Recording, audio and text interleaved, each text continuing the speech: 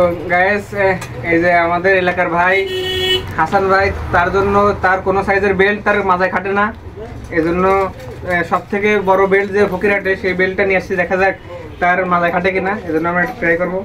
তো এত মোটা তো দুই হাতে বেড়ে পাচ্ছি না, এখন বেল্ট খারাপ কিভাবে? ওরে বাবা, এই যে গাইস বেল্ট খাটতেছে না, আপনারা দেখছেন। এই যে মানে এখন তার জন্য বাংলাদেশে এখনো কোনো বেল্ট তো তৈরি হয়নি।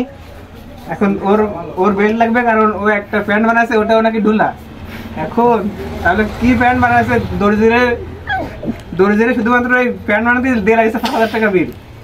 কারণ যে বড় কাপড়, এতদিন দর্জিকে আবার এক মাস যে খাটনি, 1 মাস খাটে লাগছে প্যান্ট বানাতে। এইখান থেকে প্রায় উই পর্যন্ত প্যান্ট এখন লুজ হয়ে গেছে, এখন বেল্ট নেই। এখন দেখি মালটাকে একটু দেখেন। এই যে আপনারা দেখে রাখেন, এই যে এই যে ছেলেটার কোনো বেল্ট যদি পান বাংলাদেশে, তাহলে আমাদেরকে অবশ্যই জানাবেন, আমরা যেখান থেকে কোরিয়ার করে কিনবো।